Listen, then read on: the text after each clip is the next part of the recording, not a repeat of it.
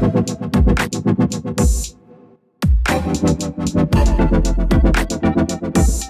back to the Tasting Room, episode 3. Why are you laughing at me already? We just started. What was so funny about that? I don't know. You just smirked at me, I guess. Yeah, I guess, yeah. I take a breath and then I pause and then we go. Episode 3 so far, I mean, it's not a long track record, but has been my favorite episode so far. Trevor Tack, executive chef. What was the name of the group they just started? Do you remember? Watershed. There it is. Yeah, I'm surprised I remembered that. I know, good job. Hemmingway is going to be the restaurant. 1515 15th Street is the address. Yes. I remember that because it's really hard to forget. It is really hard to forget. Yeah. So Watershed is the group that runs Kilkenny's, Nola's, now the Hemmingway. Yep. And they have a few different more projects that are going to be underway. I just feel very lucky to be involved with that group because they are running at a really cool, fast speed. Mm-hmm. And Brett and all of those guys down there in that group have big dreams and big minds of creating a lot of different projects.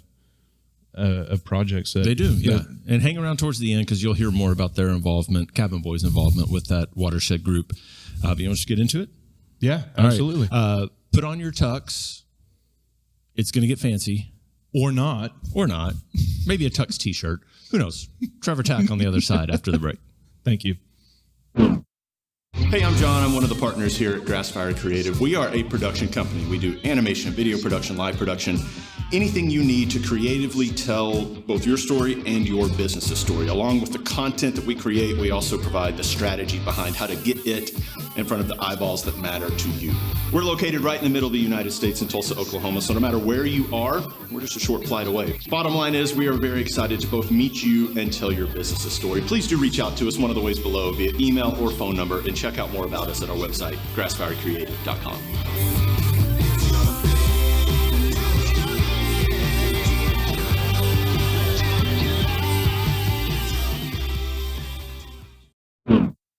Well, welcome back to the tasting room, and today we have a really cool We got special fancy. guest. Yeah, we got fancy over here.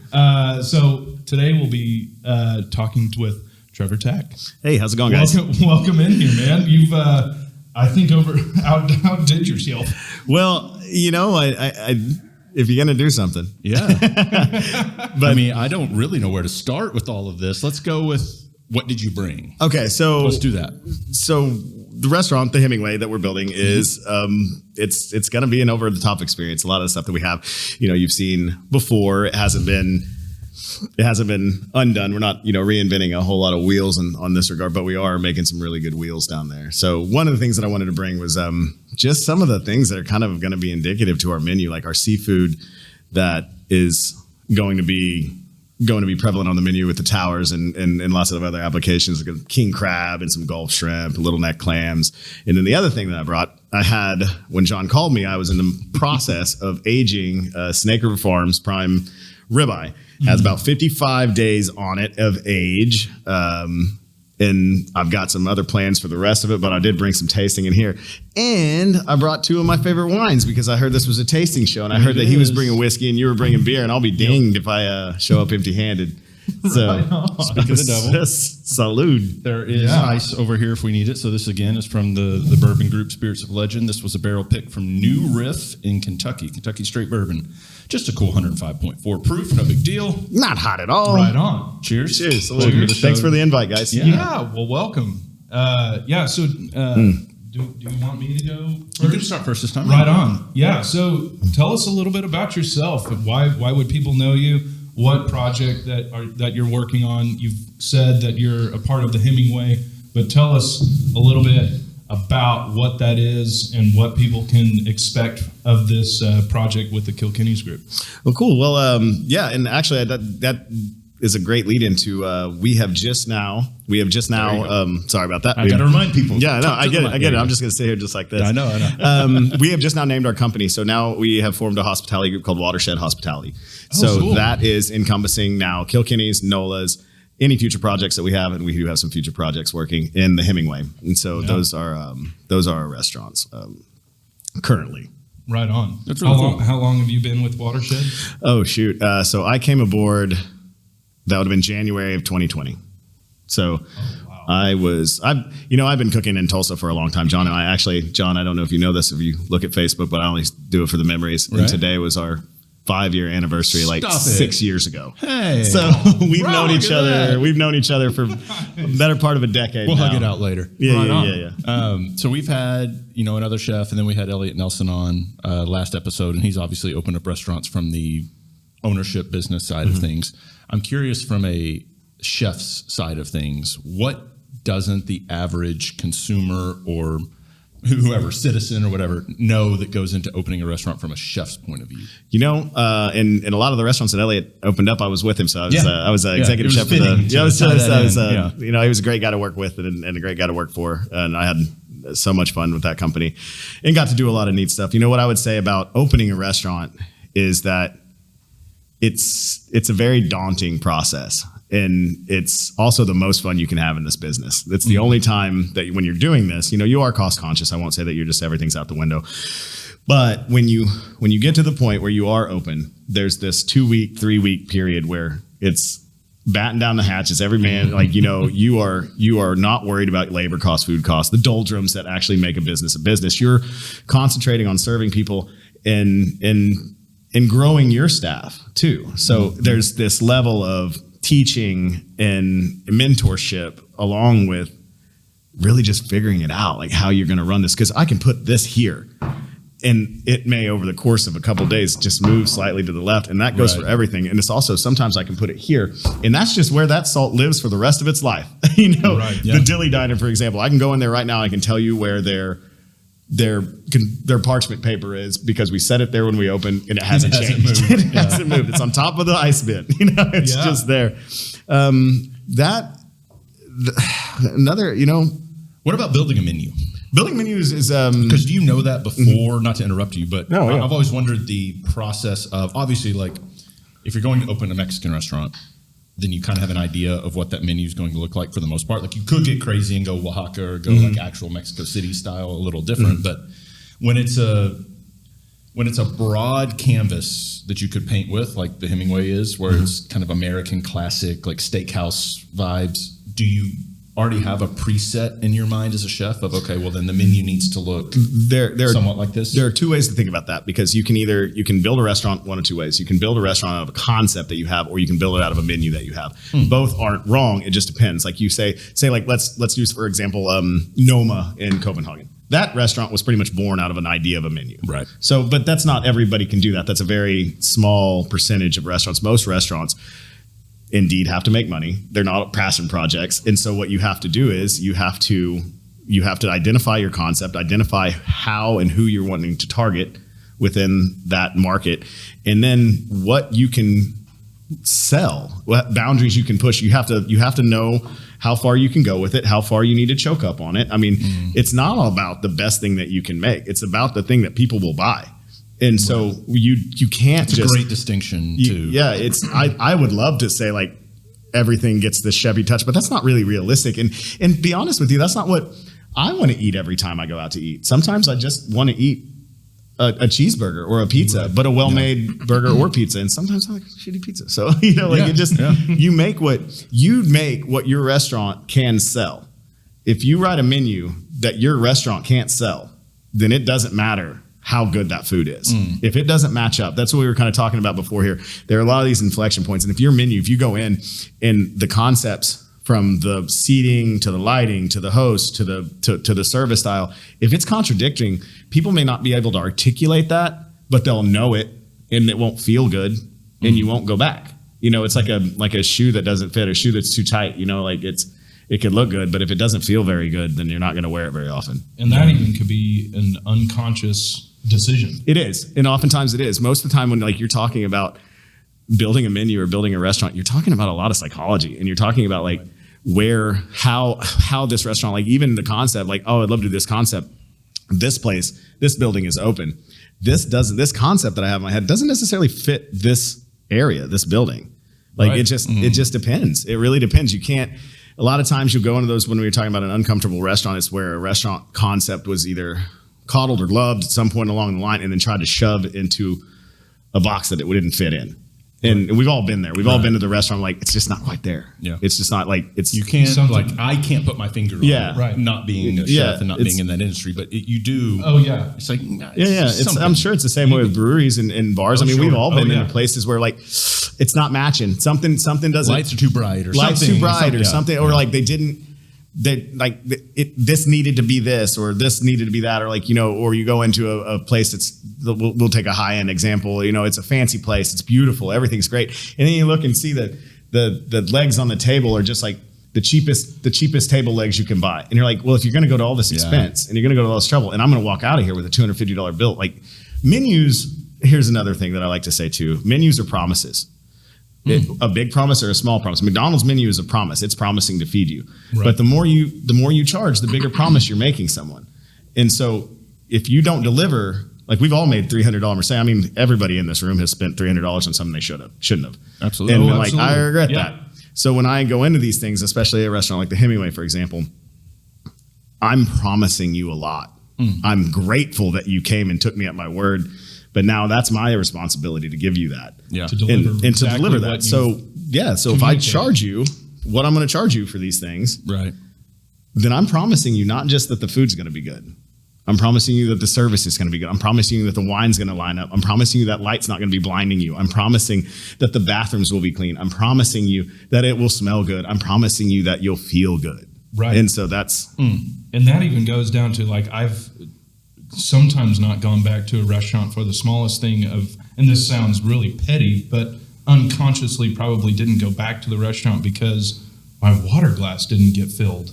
And you have a choice. And you have a choice because whether I can go there, because sometimes you're like, man, that's some real shitty service, but I really like those people, so I'm going to go back. Right. Or like, you know, they don't fill up the water, but man, that tikka masala is real good. You know, but then there's sometimes when you're like, I needed that to be better. I went out on a limb. And it doesn't have to be an expensive thing. You know, it could be just anything. Like you want people here, the clientele today in this hour that we are living in is more informed, more well-traveled, more knowledgeable about food and beverage than it has ever been in the history of the world because of the access to the internet. It's just everybody is in food TV has changed everything. It's changed the way we conduct business. That being said, you also have to have a very thick skin when you're a chef and when you're writing menus, because especially if you're writing menus within a group, you understand that you don't get to say, here it is, I'll see you tomorrow. I'm going on break. You get picked apart, and it gets picked apart. And when you're making something, it doesn't always come out of the gate the way you thought it was, and you got to go back to the drawing board. But I mean, seriously, it's just like being a sports player. Even Tom Brady throws interceptions. Yeah. But it's just the way it is. Before we get into the third of the 6-pack of questions, let's. What do you want to fire up over there and put in my belly? I'm so glad you brought that up. So So I brought 2 wines today, and these are both going to be on our list. Our beverage manager Scott Phillips is incredible. First of all, DJ Scott. Oh, he is. He is one of the most talented. Guys I've ever met in his. We'll have to have him on the show. I would love to watch him on it, because he's just. You're gonna have to turn these mics up because you got that real cool voice. But these are 2 wines that I've gotten to work with him a lot, because his direction that he wanted to go with the wine menu was not in a vacuum. He wanted to pair it with the food more than anything. So he and I. This is honestly, I will say this before we get into that this is the most hands-on I've ever been with a restaurant concept, from picking the silverware and this knife to these plates. You guys can't see this, but this knife is just beautiful. It's a French Gris. It's Louis. But it's they have several. And I'm supposed to use this, right? Yeah, you're gonna have to look at it. You're gonna have to. But okay, so here, hand me your glass down there, John. This is a Big Salt. Got it. Thanks, man. This is an Oregon table wine, Pinot Gris mostly. But it's beautiful, and it goes really well. Taste with get me drunk over there, big boy. This ain't a taste. This is the taste. I know. Where am I going to take this? I gotta can't be driving around with that. But yeah, so when you taste that guy, and then we'll dive into that seafood. So yes, we will. And as you're grabbing that, I'm going to ask one more follow-up to kind of in the same world of the question I asked earlier, and then I'll let you ask your second one. Right there. But if you were to make a menu, like you said, you make a menu based on things you think will sell, obviously, because you're trying to make money. How much different would the menu look? And take any menu. We'll take Hemmingway. How much different would that menu look if you made it based on what you like to eat? This is where that intersection is so cool. Yeah.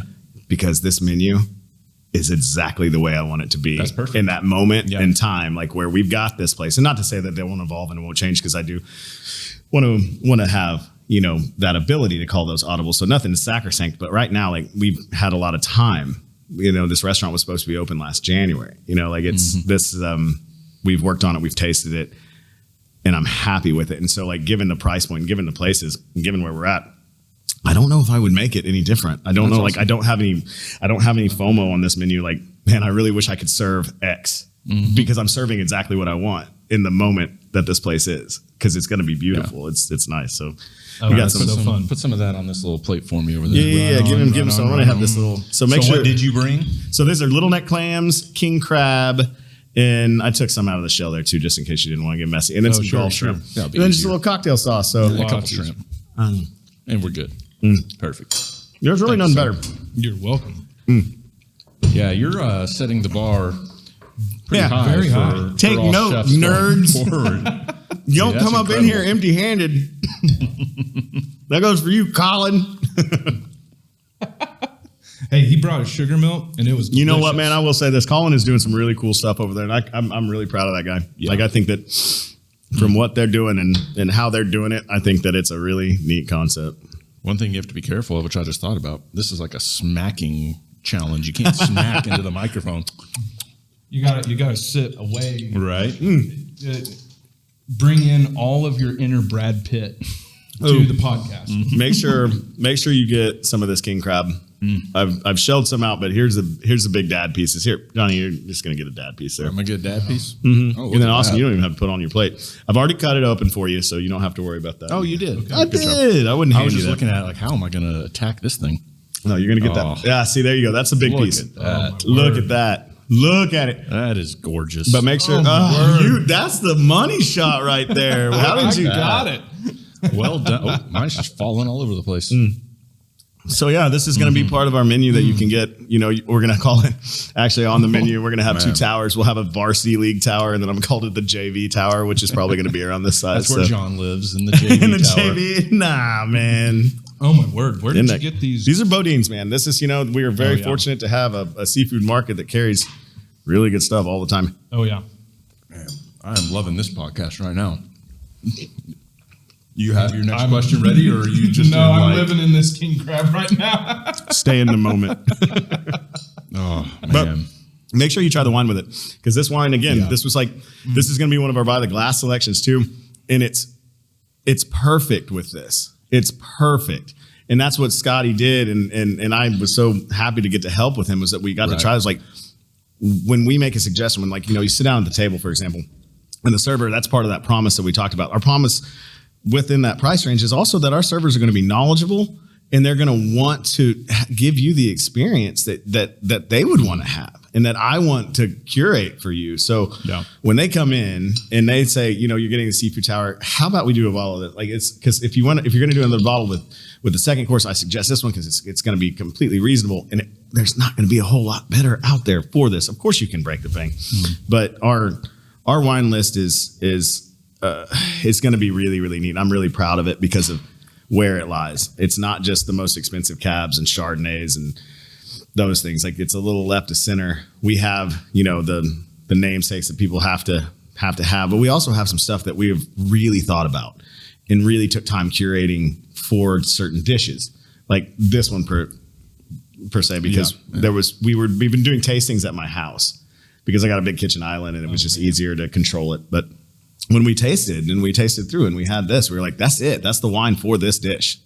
That's the wine for these towers. Like, it's, and it doesn't have to be a $100 bottle of wine. No, that's actually one thing that I've noticed about wine is, some of my favorite ones have been in between $15 and $30. Well, that's absolutely right. There's no reason you have to spend $1 bajillion but you can, and that's still good because I've had some that is great at a smaller price point, and I've had some that that didn't wow me at 100, but or more. But I'm pleased with this. Yeah. Okay. So you ready? Second question. Yeah. I was thinking over here. I was thinking of what I wanted to, ask, and one of the things from, you've been in so many different concepts and so many different kitchens, and I was trying to relate myself to you, and I've only done 2 concepts basically. Does fatigue ever set in, and how do you push through that as a chef that's always writing new recipes? Because I know for me, I'm only 4 years in, and I've hit a wall. I've gone through it of recipe development and fatigue. It's a good question. It is a great question. You do. I mean, everybody, work is work. That's why they call it work. Right. But I'm lucky, and I know that you're lucky enough to be doing something that you absolutely love. And that then you can have an interest threshold in too. So I'm not just interested on what I can make. I'm actually more interested on what everybody else is doing and seeing. And that's really where I get the most inspiration, is looking and traveling and seeing and eating, that's the best part about, that's one of the things that I love about living in Tulsa, is that I can get to the airport in 7 minutes from damn near anywhere I'm here. And I can be anywhere I want pretty quick. And I can eat and see things, and I can get on. I have some tried and true websites that I go on. I've got a dossier on most cities in my head on one of my favorite things is when people ask me, hey, I'm going to, I'll be in San Antonio this week. Where should I? I'm like, give me 2 seconds. And then I can give them about a 7 to 10 restaurant. This is for this. This is for this. This is what I would do if I was 36 hours in that city. Oh man, that's awesome. But that's where you get it. And so you go and you see these things that other people are doing, and you read books, and you give time for yourself too. So that's the biggest thing for me, is that I learned early on that the old model of this business, killing yourself, working 80 hours a week, is not a badge of honor. It's a sad trope that we were walking. We can't do that. You can't ask anybody to be creative doing that. You can't ask anybody to give their best work when they're doing that. You can't ask anybody to be in a good mood when they're doing that. And that's what we were trying to promote at the restaurant. We took this time for Watershed to make sure that everybody in our company is either at $15 an hour or busting through that ceiling. That's one thing. And we are very cautious with our managers and our overtime. I refuse to let any of my people work over 50 hours a week. First of all, I think that's too many. Right. That's not where I want you to be. I want you to be. That's not a fun zone to live. No, it's not. It's awful. And then people trying to say, I worked 80 hours. But people feel like it's a badge of honor and feel like it needs to happen. And it's funny you brought that up. This morning, there was a video on Instagram that I saw, and it was this guy. He was on a radio show, and he was saying it was the biggest lie he's ever been told, that, if you work hard, the harder you work, the more money you make. And that's not accurate. It's, you have to make your money work for you, right? And you have to, because all you'll do if you just, he said, how many people did we know growing up that worked 2 jobs? Some worked 3. Did they ever have any more money than the person that worked 1 job? And usually not, right? Usually they're just busting their ass, and they're trying so hard, and they're just running themselves down.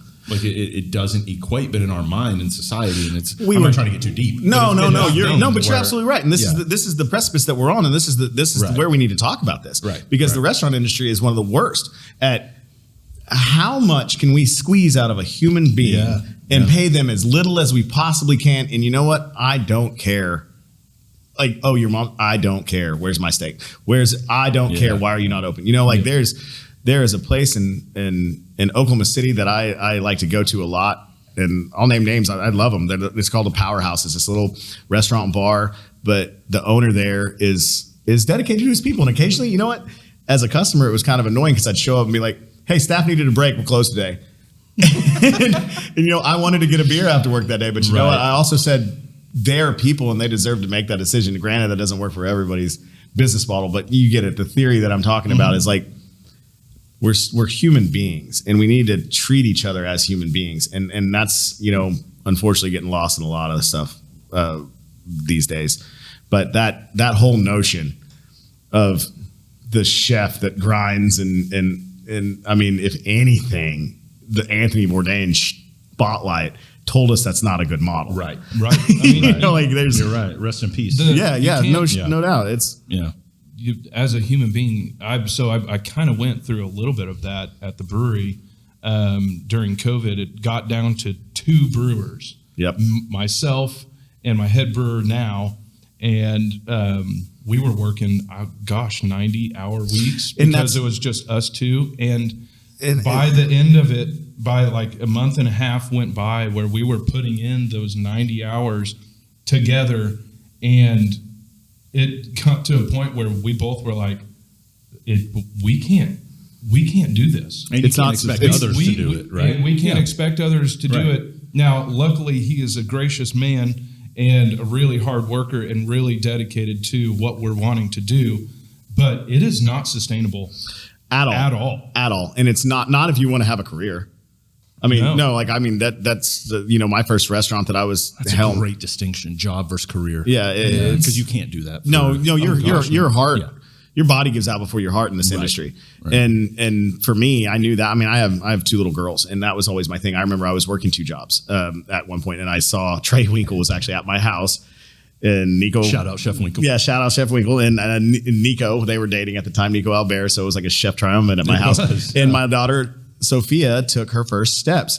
And at that point, I had the only days off that I had was Saturday morning and Sunday afternoon. And because I was working 2 jobs, and I was like, no, this isn't the way. Right. And that was even before we were able to articulate it as a society. There was still like a lot of old guard. What I think is really exciting right now in our community is that we have that old guard has caught the bus, bro. Like we are now, like, collectively, the chefs in this town are some of the most. I'm more excited today than I have been ever in this town for the people that are in there and the people that we get to work with and around. Like, the community's cool. Yeah, like it's cool, and we all are looking at it, and we're all very focused on the people that we are working with, and not just the people that we were serving, because those people are important, even more so to be able to serve everyone that we want to serve in the way that we want to serve them. It starts with the dude next to me, right? And that's not always the sous chef, I've gotten so lucky, and I'm going off on a little tangent now. Maybe it's the whiskey, but I've gotten so lucky. It's probably that people have. Yeah. I've been doing this a long time, and there's nothing cooler than when somebody comes up that you may have forgotten or haven't thought about in a long time, and they're like, "Hey, and this just happened recently. Ad Delisandro's kid came in, and I was there just visiting Buzz, and he was like, "Hey, you remember me? I worked this summer here. You taught me how to cook, and now I have a wife." And I was like, "That's a gross over exaggeration of what you got out of it," but that was really fun that you said it. He was very kind, and he was just. And I had forgotten I had met this kid. To be perfectly honest, I spent a summer with him, but you don't know who you touch, right? And you don't know who in this industry is. That's the coolest part about it. In hospitality and service, and you don't know what difference you make on a day-to-day basis, and it's really fun. If you want to pick out a beer, I'll go on to the next question and then we'll have you tell us what we're drinking. Yeah, we'll take a beer break. But about it was kind of what you were just alluding to, Tack, when you said that you haven't been more excited or more proud, than you are right now about the quality of food and maybe the quantity and the different type of things. But so what to even take it further, right? Okay. Like when I have foodie friends, like when we talk about, hey, let's go take a trip to eat somewhere, we're usually talking Charleston or Chicago or Nashville or New York or LA, San Francisco. What does Tulsa have to do to get in that conversation? And maybe it's not fair because those cities minus Charleston are a lot in than Tulsa, but to be on that road, are we there? Are we on that road? We are on the path. Okay. To be perfectly honest with you, we are on the path. I have made no qualms about or reservation about saying I'm gunning for a James Beard with this restaurant. Like we've had some people nominated in Oklahoma for the past year. They reconfigured. They moved Texas in its own category, which was always like it was unfair to be lumped in with Texas, Arizona. I mean, which we had. And the James beer, quite frankly, is a little bit of a. It's not the end all be all. However, it's still cool. Why not shoot for a Michelin star? Yeah, it's not a Michelin city. Michelin can't travel to every city, but that would be fun. But what, to your point, where we need to go and what we need to do is be more fearless. The thing that happens in a market such as Tulsa, this many people, is that you have been told your entire career that it's not big enough to alienate a certain clientele. Yeah. And I say that there's some truth to that, but I also call bullshit on it too. You can do things like look at Oklahoma City. Oklahoma City's getting there. And that's what makes me mad. It's like you've got these restaurants like Gray Sweater and None Such doing these things. Granted, they're backed by cool like Waffle That money, or like Waffle That, but like Waffle Champion money. I mean, they have which is a great place. Which is a great place. But when you have those kind of things, you can go out on a limb, and we do have places that we could support that kind of stuff.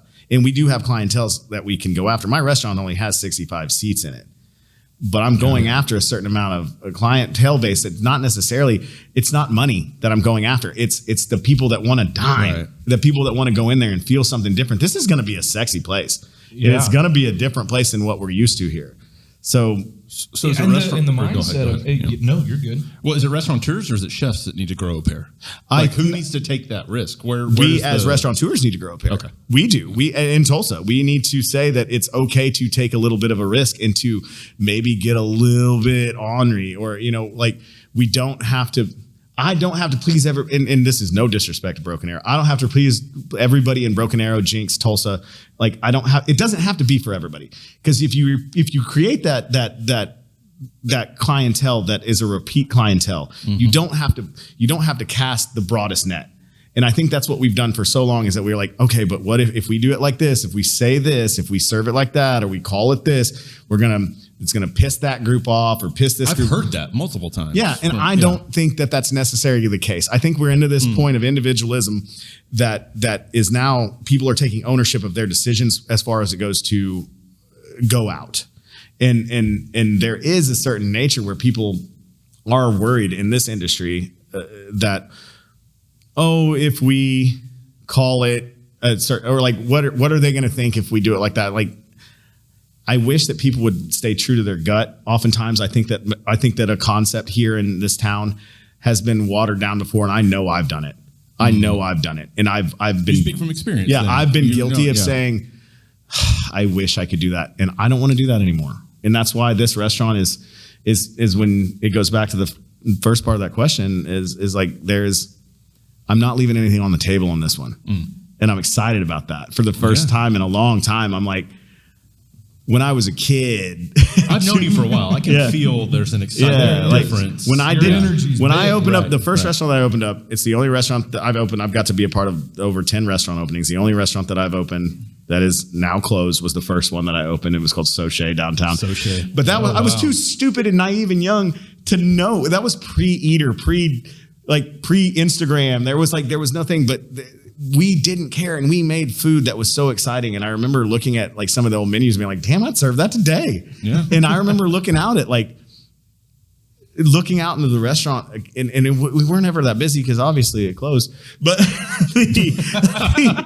but there would be like 7-8 different restaurants represented in GMs or cooks or owners. And like one night I do remember a time where there was Buzz Dillsonder was in there, and he was like, everybody in here is from a restaurant. He goes, I'm going to do something I've never done before. I'm going to buy around for the house. Cause again, we weren't that busy. So it wasn't that much, but he did that. And it was, like Matt Sanders, and it would be shout out Vintage Wine Bar. Yeah. Vintage Wine Bar. Matt Sanders would be in there. Noah would be in there. Buzz would be in there. We'd have people from every restaurant because it was like this best little like culinary kept secret. Well, and actually, I have a question about Soche later. So tell us what we're drinking, and do you want to do the butter and the stuff for the steak? Yeah, let's do that. Let's do Austin's describing what we're drinking. Let's describe this. Yeah. So cheers, everyone. Yeah. So today, cheers, boy. I brought Tacky. Salud. Cheers. This is this can. If you're watching, is one of the cans that we stick just about anything into it. So this is our our solo can, it doesn't even have a sticker of what it is. I love it. It's literally just the design. So if you ever see this can in the tap room, you know that it's going to be unique, and awesome. It's going to be only tap room available and whatnot. So it's really fun. But the reason that it's in this can, and we're drinking Kilkenny's Irish Red today. One, which is really appropriate because indeed. we are bringing in Trevor Tack, who now how involved are you with the Kilkenny's restaurant? You know what, Kilkenny's has been around. Do they need Trevor Tack? No, they don't, man. To be perfectly honest, you know what? I help when it's required. Yeah, I don't like to. If it ain't broke, don't fix it. You know, like I love Ernesto, the kitchen manager there, and then Eric, the GM. Like we work really, really well together. You know, on special projects, like we'll talk about St. Patrick's Day and those kind of things, but they're day to day, man. They got it down. Right. You know, like if they need help with something, they'll ask, but most often they don't. And so so I'm like, you know what? If it ain't broke, don't fix it. It's driven around the block a few times. And, you know, people love it. And why would I be? Who am I? Yeah. Who am I to mess it up? This isn't a question, but I just have a comment, and I want a chef to come back at me because hit me on a slant. It's I don't know if I'm correct in that I feel this way, but if I go, and this isn't a knock on Kilkenny's because they actually have really good food. Oh, yeah. But if I go to a place, we'll just say like Cheesecake Factory. Okay. And I see a menu that's 82 pages long that has Mexican, Italian, American. Right. And Kilkenny's falls into sometimes it's a little intimidating. Well, but not only that, but to me, it's like you're either like do one thing well or do a bunch of things mediocre. Sure. Right? Like if you don't have a lane. It's pretty impressive that Kilkenny pulls off that. But am I would wrong? say 90% of what is on the menu is really good. Excellent. Yeah, but so Tack, obviously I'm wrong in feeling that way because Kilkenny. You're not necessarily wrong. No, I don't disagree with you. Like that was one of the things that Brett's the owner, Brett Rehorn, have always discussed. Like, you know that this menu ain't going to be as big as you want it to be. For one, I don't have a walk-in. Number two, you know it ain't going to be that big, right? You know? So there was. He knows that Kilkenny's was birthed and it was grown before we were even here. You know, I mean, like as far as it goes, and you know, like that thing's been around for a long time. He kept adding to the menu, A, because they got good enough to do it, and that they could do it well, and B, he's a consummate host. He wants you to be able to say, where can we go? Like, I really want the cottage pie from Kilkenny's. Like, well, yeah, I can find something, you know, and that's what's kept that. I'll eat a box to you, or I'll eat something. It's a beautiful example of a neighborhood pub. It's not something that I would, you know, we've recently went through a shoring up of the menu at Nola's because that was another thing. Yeah. It's another book. Well, Brett, but it's smaller now. If you haven't been back, we've shorted up, and that was kind of the thing that we had to learn, and that's what for as a company, and that's what you do though. You learn and you move and you go forward. I think I know the catalyst of having to shorten that menu. Yeah. So when Gary Busey was in town, we're working on a cartoon with him, and it's called Busey's Nuts because he is. Because he's nuts. He wanted oysters, and it was Monday night. And so we were like, well, shit, most places are closed. Like, let's go to Nola's. We'll eat it. It might have been Tuesday, Monday or Tuesday, whatever. And so we sit down in a booth. There was 6 or 8 of us. Teresa Knox, who owns Church Studio, owns the building that we're in here at Grassfire. Correct. And, you know, owns this whole block, basically. Gary and then a couple of my partners. And when Gary was ready to order, Gary stood up in a relatively busy restaurant, took that book of a menu and threw it across the restaurant. And didn't say anything. I didn't hear this story, but that's awesome. Just like it hits the floor like because it's a ton of bricks. Yeah. And it weighs a lot if you've never been. And he just kind of looks around and then sits down. And I was like, Gary, what the fuck was that? Yeah. He's like, I probably shouldn't have done that, but I'm ready to order. I was like, oh, shit, dude.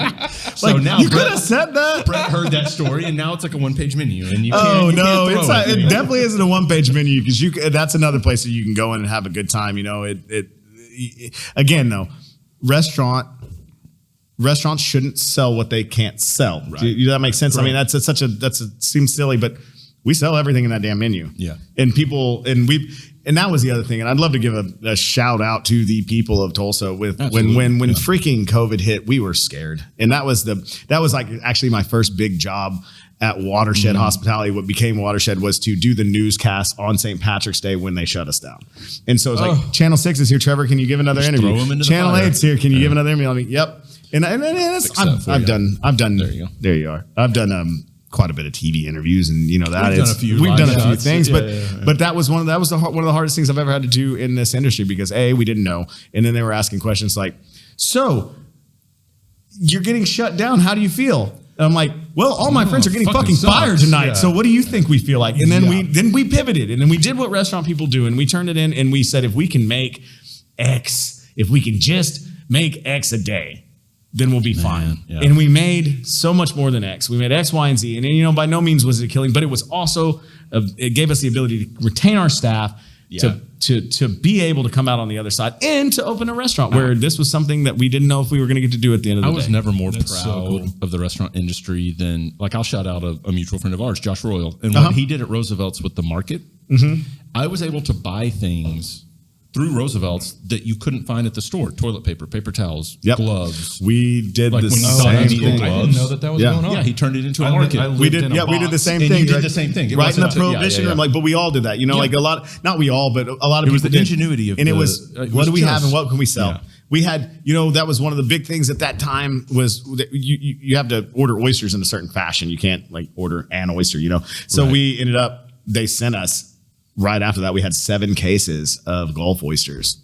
That's a lot. That's those for no people coming in. That's a lot. I mean, like in one of the biggest sins in this world is letting a living thing die for no reason. You know, I think that waste is hands down one of the ugliest things that we have to contend with in this business. But we put a Facebook post up and said, pennies on the dollar, $50 case of oysters, and we sold out in 20 minutes. That's awesome. People were just like, you know what, Judy, you want some oysters? Tom, let's neighborhood oyster party. And they did it, and it was cool. Yeah. And that was cool. And I was proud of us. That's awesome. That's so like cool. us. Do you want to cut us up? And we'll do some wine, let's talk about this. And then you have your last question coming too. Yeah, I have my last question. I am going to say something about Kilkenny's Irish Red. Yeah, dude, because this is delicious. It's been one of our biggest sellers. Really, hands down. That and so we make Nola's French Ale for Nola's. Again, our highest selling beer at Nola's is our French Ale. Yep. But at one point, it was the #1 selling thing on the menu. I'm going to brag on you too, because the White Lion Brown Ale is the best selling beer at White Lion. So it seems like whenever you make a beer for a restaurant, said beer becomes best selling beer at the restaurant. And that's a perfect segue for. It is. What do you have coming? We do have something coming, which is really cool. I'm going to hold off on that. Oh, the tease. We're not ready. Listen, you slut. You dirty, dirty thing, you. Well, then you want me to talk about my wine? Or sure. Don't talk I'm about the going to say Kilkenny's. at least one thing about the Kilkenny's. Please do. Just getting too excited about everything. Yeah. It's a wonderful beer that is the Irish Red style was made for the working people. Give me the history of this one. You know all the history. Yeah. So the Irish it's not Red, too hoppy. No, but it's not too malty. And technically, we made this Irish Red for Tulsa, and so it's a little bit higher ABV than an actual. What is the traditional. ABV on we that can one? drink here. I think it's 4.8, if my memory serves me correct. Wussies. Yeah, and so an Irish Red in Dublin is actually going to be somewhere in between, sometimes 2.8 to 3.4%. Because you can't trust those guys that much. But they ABV. drink I mean, with they're going to couple it with the whiskey. They're going to go down to the. I've seen it. Oh yeah, they just be fighting all the time there. All the time. Oh, the time there. That the is year of our one of- Lord, that is one of the- 1333. That is one of the hardest accents. You're doing pretty That's pretty good. Yeah. Oh, don't you know there? Tree. That's the only thing that I can say. But, Listen. But is it its own style? Like, is an Irish Red, does that, because I know a lot about beer, but I actually don't know this. Is that like an IPA, a pale ale, a saison? Is an Irish Red its own style? Yes, it is. Its How own long does style. it in the comparatively to an IPA or say like a Pilsner? How long does it take to brew an Irish Red? Actually, pretty fairly.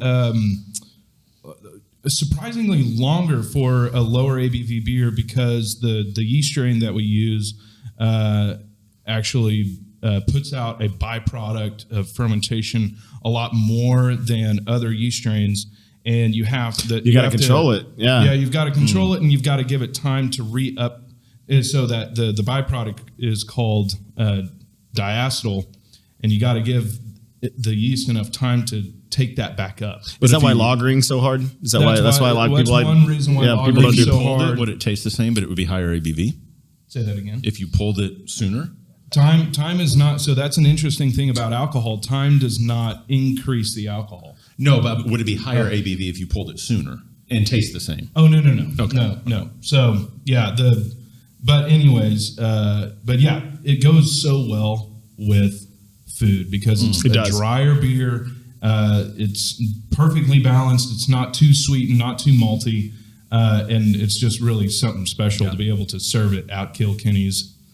People love it. It's so fun. It's so much fun to serve, and we love it. And that's the other part about this community that I do love so much is the relationships that we have with separate businesses that are local, like where we do get the opportunity to work with you. And, we were talking about something the other day where Austin came to the office and like, what do you think about this?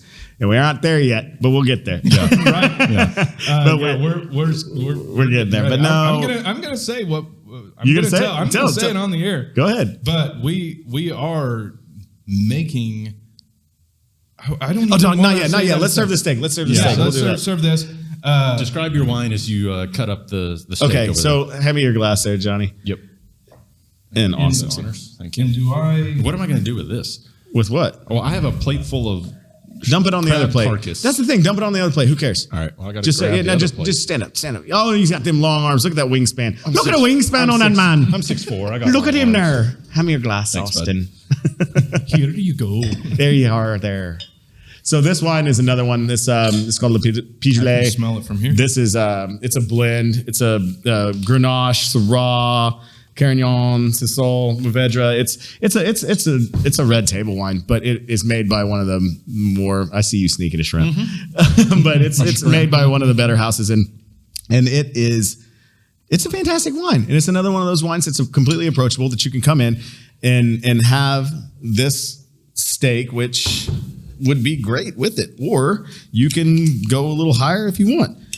I want you guys to notice when you eat this how not just the meat but the fat has changed on it and the structure. Delicious, Tack. So yeah, it's a great wine. Really it's a really great wine, and this steak cuts like butter. Actually, I kind of want you guys to cut this other one because I want you to feel that. But I'm gonna eat this piece because that's a spinalis. There it is. For fuck's sake, dude. Yeah. So you're gonna get this. How familiar are you guys with dry aged beef? Not familiar at all. I don't know. I don't think. John, how about you? I mean, to what level? Like, I know enough about it to be dangerous, but not enough about it to explain. Wait it a to second. people. Neither one of you guys took the spinalis like I wanted you to. So I just thought you charlatans. So I'm gonna give you the one with the fatty. All right. So I want you to eat this piece first. Johnny, I want you to eat this piece first. So this is widely considered the best part of the cow. Now it's on your plate. So with dry aging, what we do in dry aging is you put it in a controlled environment where you have a whole muscle. Yeah. How's that? How is that? We're going to go on break. Oh, wait, no. So now, so that piece of meat right there. Fucking sake, good. So that piece of meat. So the dry aging process of that, when you both eaten ribeyes. Yeah. Ribeye's juicy, it's fatty, like you can feel kind of shit coming down your chin, right? But this is what dry aging does. It's so much. It creates this enzymatic process where it is actually rotting the meat. It's breaking down the meat. Right. It's not a pretty process because it is decomposition. But when you do it in a controlled environment that has the humidity that's controlled and the temperatures that controlled and the salt that's ionizing it, has an ionizing block and it has a UV light which kills all that bacteria. So what you're doing is no different than necessarily making a saucisson sec or something that you would be aging like a French copa. Oh, don't do it. But that or aging cheese. But you're just controlling the environment in which you're aging something. So this has lost a good deal of weight. So that is a pretty small ribeye. Mm-hmm. But quite frankly, if you ate that in that, you wouldn't really need much else because it's super rich. It's breaking down it's making the meat more tender. It changes the composition of it. And it's not for everybody either. And that's the thing that I want to state is that this is again, when we were talking about writing a menu, you don't write a menu that only you want. Right. So I want to there's going to be some dry aged on there that I'm going to be doing. There's going to be wet aged, which is what everybody else is used to. That's just what you've eaten. But it's all going to be prime or prime plus. But you're going to have something on there that you can get. And then there's also something that you can be able to explore. So yeah, you want to cut some more off? I mean, don't be. We're going to eat that other one too. Oh my gosh, that's so good. I'll ask my last question, and then I'll let you wrap up with yours, and I might have another throw in too because this conversation. Hey guys, again, before we ask that last question, cheers to the. Cheers. This is good. Yeah, I'm glad you guys like this wine. And how did it pair with the meat there? Fantastic. Yeah, I think you guys know what you're doing. It's we try. It's good. Yeah, the wine is really lively and kind of bouncy. It is, with also being a heavier wine, which is interesting. So what's great about this is that bouncy texture and character that you're talking about makes this just as palatable if you weren't eating that. However, the tannins, the structure on that, you got that nice really acid. That it's still juicy and it still has a good fruit to it. So it's not like you're drinking chalk necessarily. Right. It's not, but it is bouncy, but it's fun. But that's the kind of thing that I want to do at this restaurant. I want it to be fun. I want you to be talking about. I want this wine to spill a little bit on the table while you're eating the steak. You know, let's get a little loud. Let's get a little let's get ridiculous. Let's say Moss dancing on the table. Let's say, oh shit. You know what? Little anecdote. I know I digressed the last question, but one of my favorite things. I was living in Denver for a little bit. We're good. Cool. Yeah. I ain't got anywhere to be. But I was in Denver. I was working at a restaurant there. It was a Vietnamese restaurant, incidentally, and there was another guy that was a cook with me, and he worked at a restaurant in downtown Denver. And at the time, the chef there had got named Best New Chef for Food and Wine, and the restaurant was called Adega. Wasn't Troy Gard? No, it was Portuguese. Adega. Okay. I can't remember the guy's name, but Adega was Portuguese. Are so much more cultured than I am. Well, I lived in Denver, so I know. No, Adega was long gone. Like it was kind of. I mean, you know that market's a little different, and but at the time it was being considered nationally very, very well. And so he said that he actually delivered some food to a table and was like, how is everything? And the woman looked very prim and proper. She was very, very put together. And she looked me dead in the eye and goes, it's fucking delicious. And that's what I want. I want people to be able to drop their guard so much if they even had a guard to begin with. Right. You know, and so there. This meat, this is why I actually stopped you. Yeah, no, and I want to say this because I've never had something that tastes, this makes me reminisce from eating biltong in South Africa. Oh. Have you ever had biltong? No, I haven't. It is it's like jerky on steroids, right? Yeah. Well, it's different than jerky. No, it's antelope, right? But it can be whatever meat you want it to be, but it's hung dry. That's it. It's dry aging and salted. But I don't know how long that they age it for. But but that it has like everything that I wanted biltong to have. Because this is still juicy and lively, but also at the same time has that real wild character to it. It's that fifth flavor there. Now I'm done interrupting you. So you mentioned Soche, which was your first kitchen job, right? No, not my first kitchen job. My first executive chef position. Okay, well then that works fine for this question too.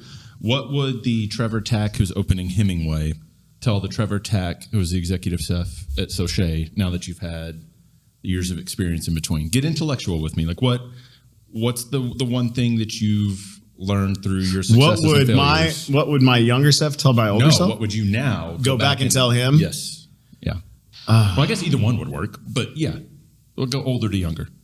I would hope that my younger self would come up here and tell me not to to keep that fearlessness. Yep. I would hope that he would come back and say, you know, you look like an old fat man, but that means you're eating well. But it means you're eating well. Yeah. Looks like you're doing well. Yeah. But get that goddamn cap in your toothpicks. I'm so pissed. No, if I had to go back and look at that guy and say and give advice, I would. That was such an interesting time. My mentor, Paul Kaplinger, he was my first boss really at the chalkboard. He passed away. And so I was so scared to open that restaurant. And then I had a chef there. His name was Jason Hart, and he was my sous chef, my right hand. He was a very he was a very conflicted man. He was a brilliant cook, had infinite struggles with drugs and alcohol. And but his ability to cook and his taste and flavors and profiles were so amazing. I leaned on him so much when we wrote the menu. We were very, very close. And it came to a point during that restaurant that he had to go. We couldn't maintain the relationship anymore. But I wish that I would have said back then, you're still enough without that. Like going into it, like, don't be afraid. Don't have imposter syndrome. Everybody learns at the time you're doing it. That's the coolest part. Like, everybody's learning in real time. There's not that many jobs that you can say that we go out and I have all of the knowledge and now I will do this job. And especially in cooking, it's absolute fucking bullshit that people say that you are learning in real time. There are so many times when you learn from a guest, like they taste your beer or they'll eat my food and then they'll say, you know what, it had this, or you have somebody that you respect. Like, I remember once doing a dinner where I thought that, I had kind of not ascended, but I felt pretty good about myself as a cook. And a better chef at that moment was like, that needs some fat so you can differentiate the acid in it. And I was like, a light bulb went off. I'm like, man, I miss being told things, by people. Like, I miss being able to do that. So always being able to surround yourself. That's what I would go back and tell that kid. that no, watch out for them deceitful ladies. They are rampant. Oh my word! Oh man, that's goodness. Yeah, that's good. I think about that all the time. Let me ask you the same. Yeah, same question. Yeah. Oh, so same question. What was your first brewing job? My first brewing job was actually with Elgin Park. Okay. We worked together. And you actually helped start it. You and I started that restaurant together. Yeah, I opened that restaurant. I wrote that menu. Your involvement there, Austin. Yep, he was our first brewer. So whenever we went off, Eric he came over and helped us. But Austin was the dude because he was getting his brewery off the ground. So and that was fun. That was and then did you train Ben? Yeah, and then I trained Ben Bernie, who is there now and doing an he's excellent a sweet job. kid. He is so smart. Yeah. And such a hard worker. I mean, I don't know what to do here. So Elgin Park was my first gig in the brewery world, and working with Trevor. And I didn't start it. I wasn't like a part of the planning process or anything like that. But Eric Marshall of Marshall Brewing Company hired me because he was kind of the contracted master brewer of that brew pub. And Eric and Elliot are very good friends. Yeah, and he gave me the keys and to run the engine while he was gone. It was a beautiful brewery. Oh, it was nice in there. Yeah, it is like it's so compact and so awesome that it works because brew pubs always fascinate me because like I think that room is maybe 1,000 square feet. Yeah, the most. And they produce, and Ben is producing something like 750 barrels a year out of a 1,000 square foot and it's room. Delicious beer. And it's delicious. And we were hamstrung when we opened. Excuse me. The steak. McClimt. The Russian Revolution was no Russian or revolution. Discuss. We were hamstrung. We could only do 3-2 at that time because the laws hadn't changed. Right. And so that was something that I think that if I was ever in your shoes writing a resume, I'm like, tell me about a time that you had an obstacle and overcame it. Yeah. That would have been it. Because, the stigma, everyone knows that, is the stigma that 3-2 beer can't be shit. But you guys did it. And we did that until we were able to brew. Well, and the interesting thing is that hurdle, brewing 3.2, technically we were calling it 4% alcohol by volume because it's 3.2 alcohol by weight. Got it. Back then. So in our terms, we would call it 4%. That is the hardest beer to make. Exactly. Because you can't mess up at all because you don't have any kind of ingredient backing you up to hide any of your mistakes. So every single time you turn on that brew house, every single time that a fermenter is on and going, there's no room for error, or you have to pour it down the drain. Yep. And so we were under a microscope being a restaurant group of that size. Well, you can go after a mom and pop. Yeah, you can can go, get shit. yeah. But if you go after something like that, I will say Elgin Park is the most underrated. Like that New Haven style pizza. I was really proud of that. I just love it. I was really proud. Pizza. I was really proud of it. Clam. Like it was tough. I never opened a pizza restaurant before. It was hard, but like Brian Would you consider it a pizza restaurant? I would. I would in the sense of what but that's what I considered it. And things evolved, and that restaurant has evolved, and it's done its thing. You know, when we opened it, when we went to New York, we were doing simultaneously research. There was myself, Elliot, and Lindsay Rowe, who was the GM of the tavern and lounge, and we went to New York to do simultaneous research for the New Haven style pizza. Mm-hmm. And I'd started like 3 weeks before. So we're like, come on, Tack, we're going to New York. And I had never even been to New York, so I'm walking around. They're like, close your mouth. I'm like, I'm bringing Oklahoma to New York City. How y'all doing?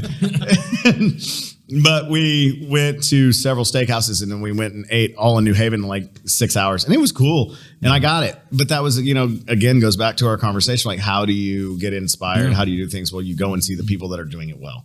Yeah. And they were doing it well. And New Haven pizza was so foreign to everybody down here. And we started making that. We were there were so many defeats, but there were so many victories too. That restaurant took longer to open.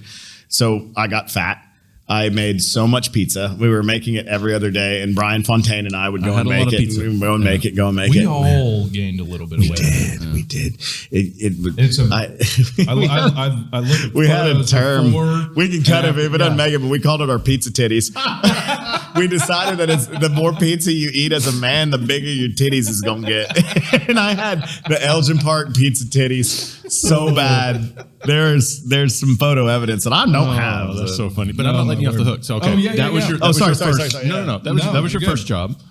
Yeah. So what would the Austin that's sitting here now on Tasting Room and running a successful brewery at Cabin Boys go back and tell the Austin McElroy at Elgin Park, like what's the one piece of advice? What was missing? Oh man. Or what's the biggest thing you've learned, the most influential piece of knowledge? What I would tell him then, get out of the business. Golly, no, because I don't think that COVID's coming. Yeah, I'd be like, COVID is coming. It's kind of like winter is coming. That actually should be the answer for everyone, but it can't be. Be terrified. Yeah. No, that can't be. I'm gonna keep eating shrimp while you're talking. I would say probably two things. God, man.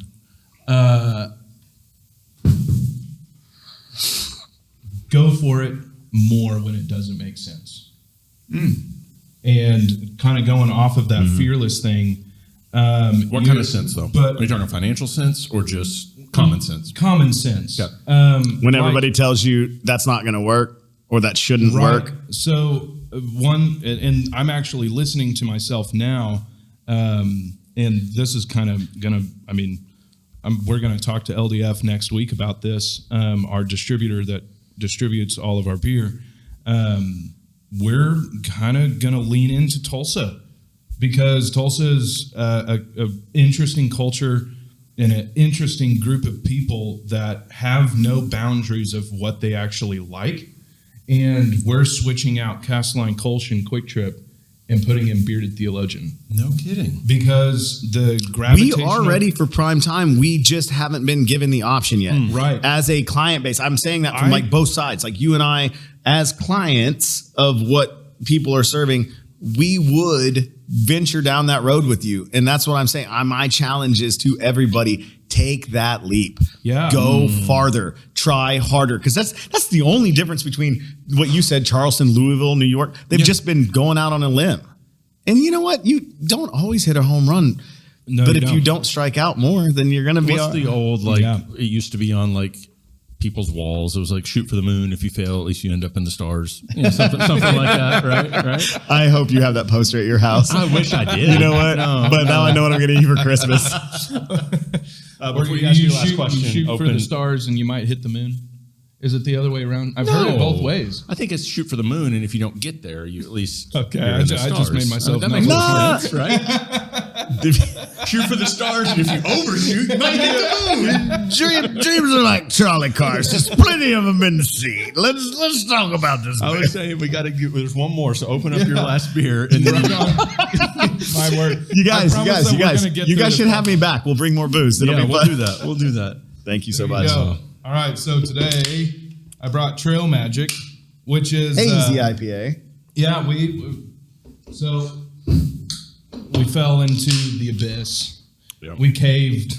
What do you mean you caved? What do you mean by that? We made a hazy IPA. Were you always like a front to that? You never wanted to do it? Yeah, everybody has an IPA. Everybody As a beer does drinker, I flock to West Coast IPAs. and that's totally Because like everyone makes hazy, and you can almost chew it. It's almost So what? unbearable. Yeah. So so I'm gonna have to be honest with you guys. Yeah. Can I? Yeah. Can I share this with you? I am the shittiest beer fan you've ever met. That's And- okay. Hey, but you know wine and you know food. So Well, it's- but that's not my saying that I don't appreciate good beer. It's not. That's just. You won't find any IPAs in my fridge. You won't find those things. I do understand what they are, and I know how to drink them. But like, I am. So what is your beer then in your fridge? If you were going to have beer in your fridge, It's going to be the lageriest. No, it'll be the lageriest lager you can find. Yeah. Like honestly, like I prefer those light things. I do. I've gravitated towards it. So whenever somebody like tell me of this IPA, like I want to know. Sure. I want to have those things. It's just so let's say when our bar took off and when you and I met. Yeah. At that point in time, not only but beer, and you can relate to this, but food, it was all based on this weird dare. Like, how much can we pump in? How many IBUs can we put in it? How much smoke and tobacco and how intense? it was can about we, the adjuncts. yeah. right? How much can we make this? Like, ugh. very much It still of the is. ad- Yeah. Yeah, it but is. then I think we're Pastry stout. Yeah, right. when I drink a beer, I don't want to drink one. I want to drink a couple. Like I like drinking beer. I like that. Right. Yeah. You know what I had the other day, and I had it. Shout out Jeremy Reed at Bar 46 after we went This to is Nate great. Bargatze. It's great beer. This yeah. is great. Thank you very much. I had- Yeah, I'm going to tell you why. Yes. Let me say But, this. yeah, and I do want this. to hear this. I had a beer that it's not a local beer, but it might be my favorite beer, period. And for a while, I thought it was Pliny the Elder. I thought it was Pliny the Younger. I thought it was Blind Pig, which are all great from Russian River. Pilsner Urquell Oh, goodness. has been doing it for so long, and Yeah. it is so fucking good. is and it is so so good. consistent. There's a thing to be said about. There was this whole big thing when I just haven't had one in so long. Mine is Augustine or Helles. Right, same idea. But go ahead, Tack. What were you saying? Yeah. No, it's the same shit. It's like you know, for me, you have to understand that my job for the better part of my working career, or my college career was all Keystone Light and bullshit. I mean, we were just drinking for a different thing. Natty Light but beer, whenever yeah, you get off work, and literally like my job has mostly been fine dining or trying to pack flavor. Like I'm talking about steak, butter, shellfish. I couldn't possibly chew down a Belgian quad at the end of the night. And everybody was like, "Oh, you don't have the taste for it." I'm like, No, bitch, I'm dying. I'm dying. Like I really want burnt. some strong water if I could. If I could just have a vodka soda, that's great. Like, and that goes back to the thing like we don't have time for, but shaming people for their preferences on what they and how they like to service them. F that. That makes me so mad. I'm going to pause you. My favorite thing to do if I go out and I don't feel like drinking, I ask for a soda water and lime and a rocks glass. There you go. No one knows. Like, what are you drinking? Oh, vodka soda. Like, oh, cool. Yeah. Like, so fuck everyone else is what I'm Fuck saying. everybody. No. Don't let them convince you that what you're feeling isn't No, right, what is right? right? You're not wrong. If you Right. go out and spend your money, you're not wrong. Yeah. I'm not in the business of saying no. And people always ask, like, what if they ordered that 55-day dry aged steak? Well done. I'm like, I serve them. Like, why isn't what that a they Travis? I'm want. like, you know what? I don't care if they take it, lick it, put it on their pants, do a jig around the restaurant, throw it on the floor, and then give me American dollars for it. We're cool. We're straight. You might be describing my first experience at Hemmingway. I don't You know. wanna do that? We'll see. I'm going to film it. But I don't want it well done. I don't want it well I'll done. be like, damn, John Moss done lost his mind. Bet. You call me when you plan on doing that. So please, tell me of this beer. Yeah, go ahead. Tell me about the beer. No, so you're actually more of a brewer drinker in the beer world than anything else. Really? Because in the brewery world, for brewers, if you ask, I would say 90% of brewers are going to answer the same thing. we want, at the end of the day, we're going to drink a Pilsner. We're going to drink like Pilsner or Urquell. Yep. Like even You can't taste anything. Right. You get because blown out. Like it's we taste things day in, day out. Like today, we just had our QA/QC every Friday morning, and at 8 a.m. And you know we're tasting everything. 8 a.m.'s early. You can't drink all day if you don't start in the morning. 8 a.m. That's true. But honestly, if you actually want to experience beer the most, and get drunk in the morning. I'm not saying get drunk in the morning. I see these guys at Quick Trip all the time. You're giving me all kinds of good. Drink a beer in the morning because your palate is most susceptible for picking up minute aromas and flavors. Is that why coffee tastes so much better in the morning? Absolutely. Because you start blasting out your taste buds. Yeah. Yeah, after that. interesting. Yep, exactly. Yeah. So anyways. And coffee's delicious. Trail Magic is a hazy IPA. And we did the question we asked 15 minutes ago. I feel responsible. We did about a year's worth of research on this and talked with a brewery out in California called Virgin, and it was just kind of a special circumstance of friendship that helped us produce this. And there's a new technology out there that is allowing us to get the hop aromas and flavor into the beer without the bitterness, so that's why that's this really is so what soft. I like that so much more, because it does have that like banana-y, pineapple-y, tropical side, Yep. but it without that like. And I don't mind Doesn't bitter have- flavors. I like bitter flavors. I like Right. Amaros. I like those things. But when it comes to a beer, like again, that I don't want 12 ounces of that. Do you know what Right. hops you use?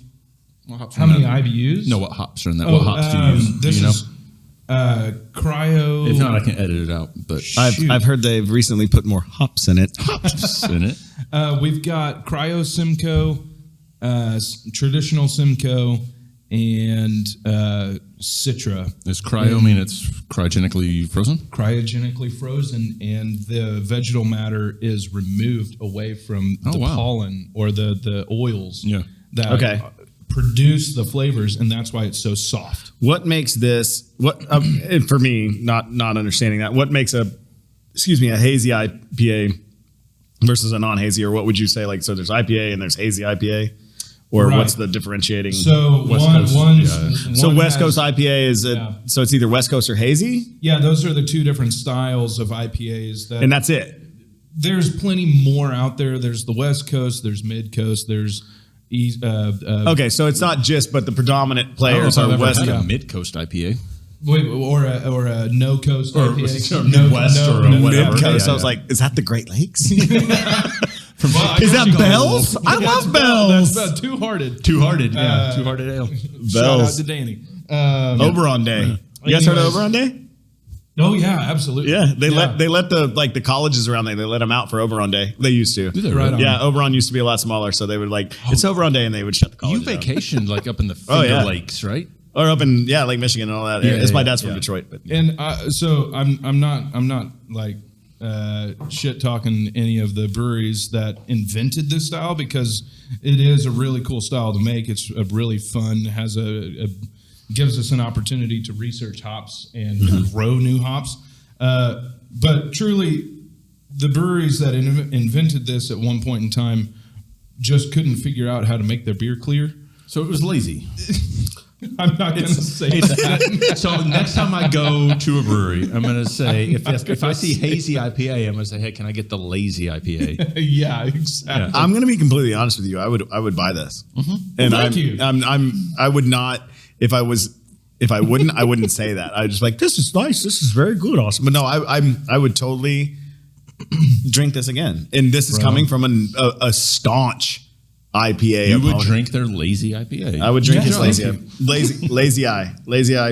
It was. It's actually Oh kind of. shit! You could do that on the label. kinda hard to- Lazy Well, IPA. Ah, That's pretty punny good. punny. That's pretty good. You're welcome for your next marketing strategy. Hey, cut! we're out. We're out. I'm going on break. Last question. You got it. Yeah. Finally. I'm going to have a We made send it. off, but I've already asked my third. So Okay. Yeah. Sure. Well, you asked like 18 last week. So I did. It's my turn. You get some. I get a couple. I love all the glasses. It's like, I know. It's like, can we just like, knock this down? The only thing would be better if we were all smoking cigarettes, just ashing on the table. We should have lit up. Yeah. This has been a great party. Go ahead, ask your question. Yeah. Okay. Now I feel like I'm on the spot. No, you're not. You're good. Yeah, well, we can always cut the stuff. There is a little piece. Johnny wants more of the steak. Cut tack. Oh, but I am going to take the other piece. It's no. You take that one. I'll take this one. all right. Cheers. Cheers. Do you know how? Watching this sounds really weird. There you go. Just, come on, I'll feed you. Shh. You'll be doing porn. There you go. The butter's congealed. I just got fed by Trevor Tack. Do you remember what your last question was at this point? At this point, I'm trying to be like. You're gonna have the meat sweats if you want. Like, No. I got a send off question though. You have a send-off question? I do. Do you want some more red wine? Anybody? Yeah. This is No. So we were talking about earlier, and this is my Thanks, question. man. Okay. I re-downloaded it. okay. You Zach, you yeah. found it. Do it. I'm gonna. That's a reference to N64. There you go. Yeah. Blow the The cartridge. 1990s, when they told I'm you ready. not to blow into the cartridge. It sounded I'm really glad you bad. finished that. We have gone so far away. I wish we got a storyboard of this meeting. Oh, that could have been bad. question. I'm laughing too hard. Anyways, now I'm sweating. Okay, so it's going off of coming back to Tulsa and Tulsa's culture and really what, Serious question. I want to know, because in the craft brewery world, we're really collaborative. And you've been talking about how you've been learning and talking to other chefs in the area. Is the restaurant group within Tulsa specifically a competitive group where you can't like reach a hand across the street and learn from each other? Or is, because I honestly don't know. No, absolutely not. Like, this is one of my, again, like, I started cooking professionally in 2005. I that's when I moved to Tulsa. Like, I moved here. There was a girl involved. She dumped me a few days before I was supposed to move to Tulsa. My friends in Dallas were like, come down to Dallas. I was like, no, I've already got an apartment. I'll move over there. But why I have chosen to plant my flag here is not only because I love the city and there's a lot of other things, but one of the biggest things that I love about this town is the collaborative nature that you're talking about with the chefs. Like, my best friends and people that I have grown with are doing big things in this town right now. The things that, like, I've got to see a lot of very cool stuff within this community. And John, I know that you've had an interesting window into that. Like, half of our fantasy football league is doing badass But if shit you look at it, like, say Trey, for example, like, Trey and I he's one of my best friends in the entire world. And Trey was working in a machine shop and was miserable. And I looked at him one day, and we'd been buddies for a while. And I'm like, do you want to try cooking? That was literally like a conversation at Arnie's. Do you want to try cooking? He's like, I'll try it out. Like, I can't pay you a dick. Like, I can get you in there, and it's probably it's just whatever. But he did it, and we've had moments like the gentleman that I was talking about before, the sous chef Jason. That when Trey got his big night was when Jason was drug sick. I picked him up, and he was on heroin. He was supposed to not do that, obviously, but he had done it. Just he had been clean, and then he relapsed. And so I put him in the office. I'm like, you got until 5 to get to a moment where I can have you on the grill, and he couldn't do it. And so I said, Trey, this is actually one of my favorite stories in all of my cooking history. I said, Trey, I don't want you to be afraid, but I'm going to need you to get on grill tonight. And he had he didn't know what a fresh pineapple looked like. I'm sorry, Trey, I'm going to have to tell the story. But he had never seen a fresh pineapple or a live lobster. Like, he just didn't come from a background where he saw those things. And so that night, and I looked at him and I said, I'm not going to let you, I won't let you go down. I'm not going to yell at you. You're not going to let him drown. I looked at him and I said, trust me, I promise. And that was it. He did. And I'll never take that trust for granted. because that was a very stressful moment for me too, because I'm like, I literally have to run an entire, and we were booked. Yeah. I mean, that was one of the nights where that slow ass restaurant was very booked. We had a show. And so I said, yeah. Right. And I said, Trey, whenever you put it on, mark it, put it off. And whenever it comes time to like hand me the filet, I'll tell you how long to put it in the oven for, and then you can give it back to me. I said, please just trust me. I won't let us go down. And we did it. And we did it that night. And that night, Trey he came to a position, I believe this, is that he got to a position in that moment where he felt empowered that he hadn't felt for a long. He was young. Mm-hmm. He was like 24 at this time, and he'd been working in a machine shop where it's like stamping license plate, you know? Okay. And then he felt, it's like, I can do something. And he has made such a beautiful career out of what he's doing. And he's doing some of the most exciting things that this town is seeing right now. And I love that I'm a part of his bigger story. I love that I was there then, and to be his friend and to be able to coach him in that moment. And I've heard about the drunken debauchery that you guys got into and all the stuff. I mean, but it's just part of the story. Like it's part of the story. But all of the drunken debauchery didn't really, like, we both knew that was not sustainable. Right. Like that wasn't. I want to do things here. Right. No, I say that saying that like. Yeah. You guys have that relationship, like that, we had those things. Like I remember killing a lobster. I was like, "Do you want to know how to kill a lobster, Trey?" He's like, "Sure." So you grab the knife, you take the lobster, and you stab it in his head, and you cut it down. And he's like, "That is the most metal thing I've ever seen in my life." I was like, "Now you try." And then there was also a time where he cut his finger, and then he started to pass out, and he's like, "I go outside and smoke a cigarette." I'm like, "Trey, I swear to Christ, if I would have saw you in a pass out in a heap with a minuscule pool of blood around your pinky, I would have fired you." But digression. This town is so receptive. We are a friendly town. That's why I want us to collectively go farther. That's why I think that we're all chomping at the bit. Right. We're all like, it's not a look at me, because we really don't. Like, we don't need that. We are self-sustained, and we could be self-sustained forever, but why not get a little bit of look from outside? We could sit here and do what we do until I'm old. But I want it to be more. I want it to be more for you. And I want it to be more for you. I want it to be more for everybody. I want people to be opening Bon Appetit magazine or turning on the TV and be like, in Tulsa, Oklahoma, let's check this out, or let's see this, and let's get ridiculous. We have the tools, and we have the people. We have the talent. Mm-hmm. We have the know-how and the fucking gumption to go out there and get it. Amen. And I am fucking sick and tired of people telling us, or even just brushing it off. I don't need that. I don't care about that. I want us to just do it. And then when it's done and we're looking back and we're cheersing each other in a couple years, we'll say, yeah, that was the undercurrent. That was the undercurrent. Man. But we're there. I'm not asking my fault. That's it. I'm in on that. Cheers to that. Trevor Tack, go eat hit. Hemmingway's opening when? December. We're in December. Yep. Okay. Yep. And the thing that Trevor has been asking is Cabin Boys is there it is. Thank you. There we are. Cabin Boys is making a beer for the Hemmingway, and you're talking about going for it. Yeah. So when the idea of the Hemmingway began, at that time it was called 1515. Yep. Yeah. It's evolved. It's evolved. And this was over 2 years ago. Which is the address, right? We have 1515 East 15th Street. So. Yeah. Hard to forget. I'm really proud of my past self. So past self 2 years ago, high five. You did great. Because I sat down with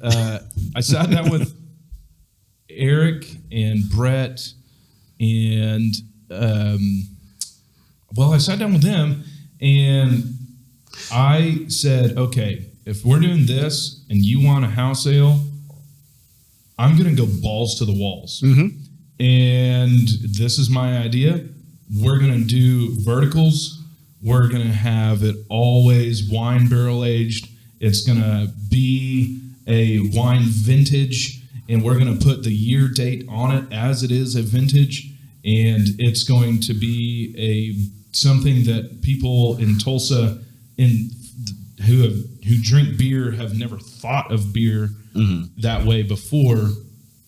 So the beer that we're releasing first with the Hemmingway is a Syrah barrel aged beer to guard that's going to be 13.5%. It's in the barrel right now. And it's going to be a 750. And it's going to be a My favorite part is the bottle. Corked and caged. Corked and caged wine bottle.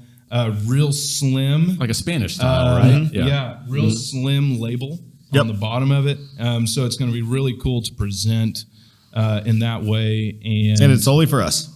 And it's solely for you. Yep. And we've got an X amount of bottles that we have that we're going to sell, and we're all really, really excited about it. Yeah. It's going to be one of those things that, again, everything that we're doing in this restaurant is purposeful. Yep. Everything that we're doing, like from the lights, from the bathroom tile to the wine to the beer that we've talked about for 2 years.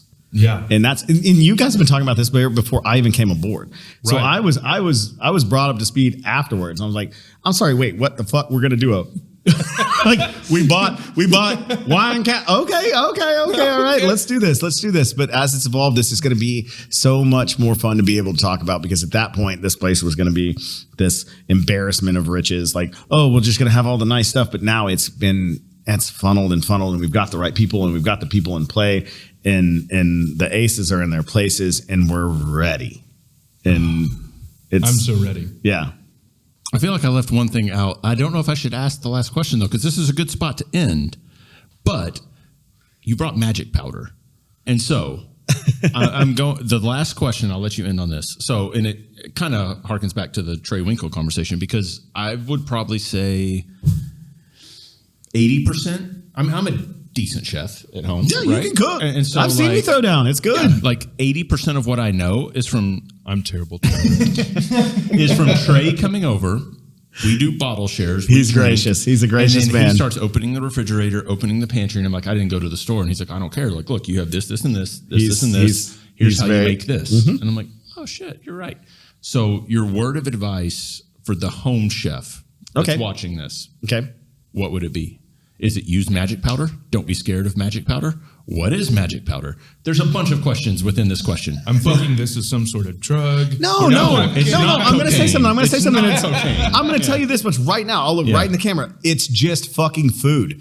Don't be afraid. It's okay. We actually can mess up in this. And I've messed up more than I've ever succeeded. And that's the God's honest truth. If you, like, it doesn't matter. Try it. If it doesn't work, don't worry about it, because you can start over again. Like, yes, is food waste a tragedy? Yes. But if you really are serious about cooking and wanting to do stuff, and find your niche, find where you like, read, and then just do it. Yep. And then if it doesn't work, if you don't like that, adjust it. Keep that mental catalog where you're saying, like, oh yeah, this particular time didn't work, or that seasoning didn't work. You know, I started cooking because my mom didn't cook. She didn't want to cook. And she was like, I'll go to the grocery store and get it. I was making sauteed mushrooms. I was putting everything you could in there. But again, it's just fucking food. We're not curing cancer. We're not flying to the moon. Right. We're not doing, it's just food. When I first started cooking, when I learned how to cook, it was when I was at my late grandparents' house. God, this is a memory I haven't thought of in forever, but I used to go into her That's what food does. Pantry. There's nothing that locks you into your heart moments more like that. I would go into the pantry and I would grab all of her spices. Yep. And I would start making this concoction. Whatever. Oh, I mean, it was 12 bottles deep wretched of just like, oh, I can't imagine.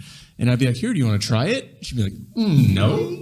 But she wouldn't. To her credit, she would not. She would not try it. But yeah, it's so funny you said that. Yeah, right? I mean, it's just like, that was my first experience. But no, but it is. It's just fucking food. You know that? Yeah. And like that. And if you're cooking for a dinner party, get all your shit done before so you can enjoy your dinner party. Yeah. Yeah. But again, that's it though. It is just food. Don't think about this more than it should be. Like I did, this isn't fair, but I did all this between meetings. Like getting all this stuff ready to, like, honestly, yeah, that took a long time to age, but like getting it all together and everything, it's just an ounce. What is an ounce of planning is worth a pound of prevention, or an ounce of prevention is worth a pound of whatever. What? We know where you're going with that. A few ounces of alcohol. Sweet barrel wine. On that note, Trevor Tack, Hemmingway opens in December. Thank you guys. I'm so honored to be here. Yeah. This makes me so happy. Thank you. Cheers, boys. Cheers. We'll be right back after the break. Cheers. Thank you. And that is Trevor Tack, executive chef of Watershed / Hemmingway, which is if what we ate and drank was any example of what that's going to be like, I mean, just go check it out. All right. He brought it. I mean, my gosh. And for the record, magic powder is MSG. Okay. I was wondering what magic we never powder. said it. We never said it. Yeah. Yeah. Up until this moment, I know. I still didn't know what magic powder was. He told me earlier when he was setting everything up, he was like, this is what people are afraid of. It's the magic powder. It's MSG. I was like, oh, yeah. It does make dreams come true. It does. I mean, I've known him for years. Fantastic guy. And I can't wait to see Hemmingway. Like, he took me through a walkthrough about a month ago. I want to go see it, in a few months when they start doing, or maybe a month or so, when they start doing tastings and, trials and all that stuff. But it'll be the spot. It's in the basement of I said the address earlier, 15th. It's basically new apartment building on so Cherry Street. Cycle Bar is on like street level, and then Sidecar Bar from Oklahoma City is on the rooftop, and Hemmingway's I didn't know that. Hemmingway's in the basement. Right on. Yeah, cool. It'll be a really cool spot. It will. It'll be really cool. Right. That was fun. That was a lot of fun. Coming up in the next couple of episodes, I believe Chase Healy will be joining us from American and Solera. Eric Marshall at some point from Marshall's Brewing Company. We might have a couple barbecue peeps join us. So it's just going to be. I hope you guys are having fun because we're certainly having fun. That was really fun. That was good. I need some more of that king crab, bro. Come on, that was awesome. All right, thank you guys for watching. We'll see you on the next episode of the Tasting Room. Cheers.